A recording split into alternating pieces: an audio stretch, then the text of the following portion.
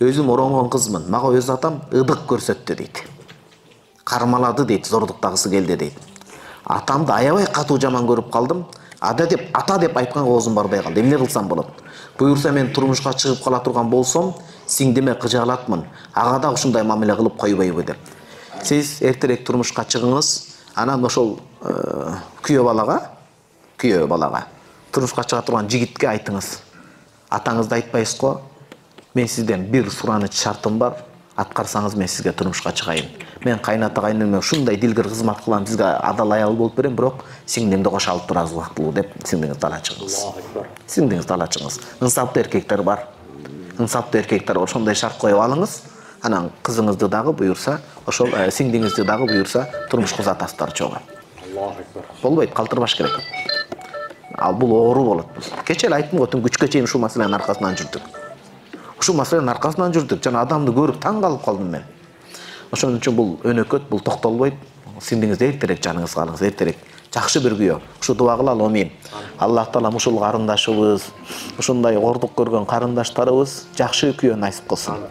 Ата бер албаган мээримди бере турган күйөө балдар насип кылсын. Иншалла Кудайым ошол дүйнөдөгү кыздарды жалпы, кыз экен. Анын ичинен мусулман кыздарды, анын ичинен биздин Кыргызстанда кыздарыбызды Аллахым кордуктан, зордуктан өзүң сактагын.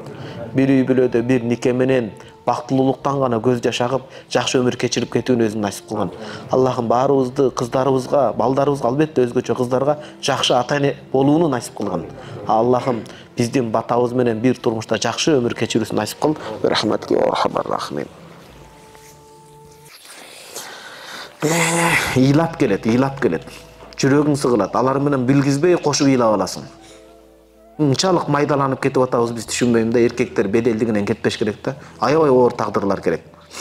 Жөн ошо көбүнчөсү жеңил ойлуу, төшөктүн рахаты бул кичине бир нерсечи бизди тозокко киргизбесин туугандар, эркектер. Мындай эле сүйлөшөлү ачыкча.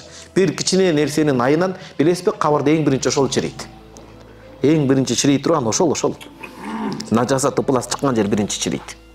Моктош дегендерден тастап сураш керек. Эми ошол нерсе үчүн бир кечирип коюңуздар, бул нерсени айткан үчүн мен кечирим сурайм бардыгынан. 10 мүнөттүк рахат үчүн, арам рахаттын артынан ушунча бактыны чачып албаш керек да. Чыдаса болот адам, дуаны айтат, башка болот мисалы. Ошончо бакытты алмаштырып албаш керек.